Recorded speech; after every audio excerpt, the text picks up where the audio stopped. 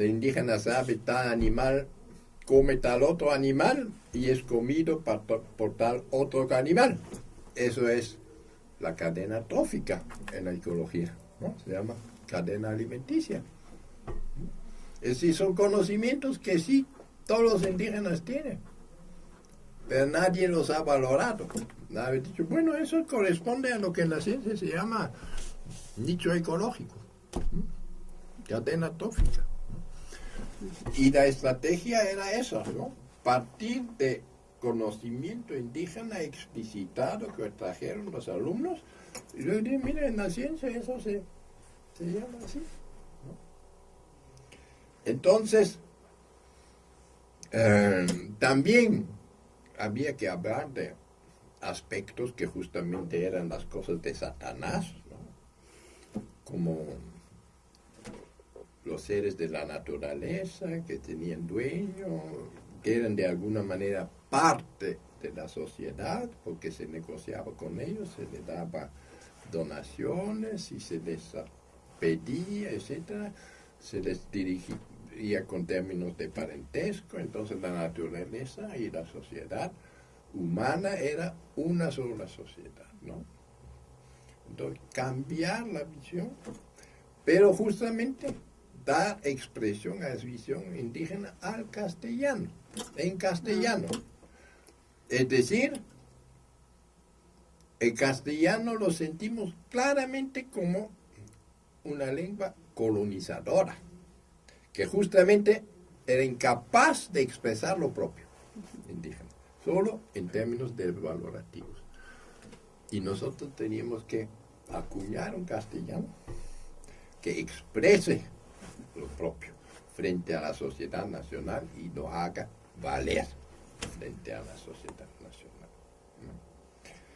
¿no? Además, formando maestros teníamos que ser capaces de averiguar si realmente el alumno entendía lo que decimos. Si el alumno no entiende, no hay proceso de formación, ¿no? Entonces, constantemente teníamos que preguntarnos, explicando así en esos términos, ¿va a comprender y va a poder usar el concepto? ¿Lo va a poder transferir a otra realidad? ¿No? Para que este castellano sea funcional para el indígena en su situación de dominado y que pueda hacer valer su conocimiento frente a la sociedad nacional en un castellano adecuado para eso, ¿no? En este sentido, el método inductivo intercultural era un método para dar voz en castellano al conocimiento indígena y permitía a los mismos maestros indígenas a valorar y decir, bueno, lo que nosotros tenemos no es otra cosa que también la ciencia tiene, solo nos expresamos y de otra manera, y muchos de estos conocimientos no son verbales, sino son existen en los gestos, en las actividades. El conocimiento no solo es mental o verbal, también es gestual, es físico.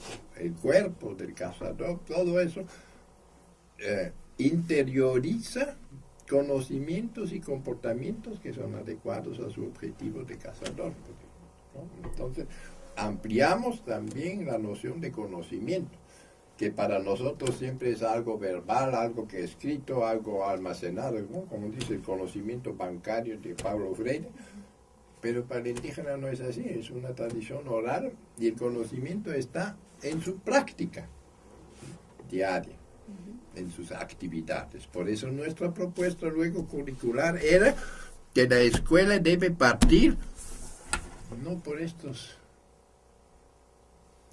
temas motivadores que recomienda la escuela constructivista, ¿no? Y que es algo estático, ¿no? Sino debíamos partir de la actividad, y la escuela debía participar en la actividad para no solo aprender a hablar, sino también a hacer, pero también capacitándolo para explicitar el conocimiento implícito en las actividades. Pero eso requiere de un proceso de parte del profesor de desaprender muchas cosas que ha traído como verdades, ¿no?, únicas y como el único método, forma de hacer la educación. Y además como de ubicarse en otra posición frente al otro, ¿no?, frente al estudiante, frente a los jóvenes, a los niños, a las niñas. Bueno, un problema de este programa en Iquitos era que no teníamos docentes que hubieran tenido la experiencia con los comunitarios. Éramos muy pocos, 2 o 3. Y por eso instalamos lo que llamamos el ciclo no escolarizado.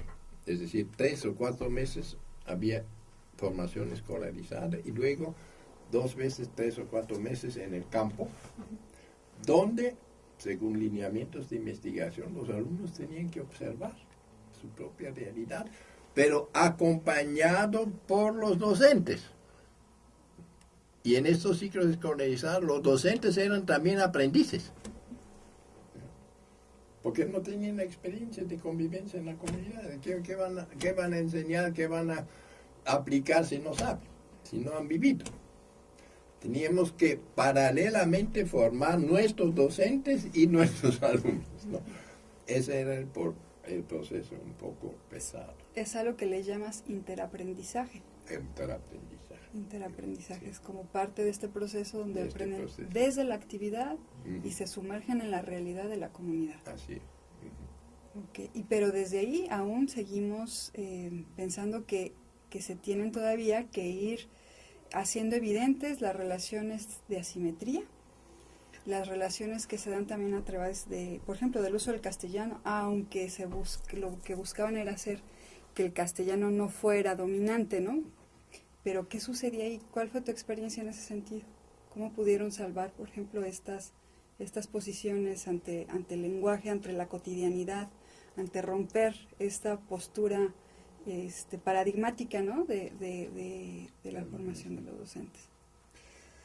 Eso ha sido uno de los problemas en Iquitos. Es decir, los docentes que ya tenían un diploma universitario, etcétera, etcétera, no aceptaron que ellos mismos eran dominantes. Muy difícil que querían ellos mismos reconocer. Y eso al final, sobre todo con los pedagogos, ellos se resistían más. Eran pedagogos, entonces formamos maestros, no formamos antropólogos, sino pedagogos, entonces ahí tenían que ir constructivismo. Es decir, toda una psicología occidental que no tiene nada que ver con el asunto. Pero ellos, los docentes, los pedagogos, eran los más resistentes, porque querían guardar su estatus de docentes, de dominantes, de gente que sabe, enseña al otro que no sabe, para que enseñe mejor. Pero todos los principios de educación indígena que también se había analizado, etc., se quedó por el lado, y las exigencias de la explicitación del conocimiento implícito en las actividades y su articulación con los conceptos científicos, al final a los pedagogos les parecía muy difícil, muy trabajoso, mucho esfuerzo, etc. Y al final era más cómodo para ellos adecuarse a los lineamientos del ministerio al final. Entonces yo tanto exigí, al final me botaron del programa. No, mire, un ejemplo. Decíamos que el punto de partida era la actividad. Y yo luego, en el 96, me di cuenta que la responsable de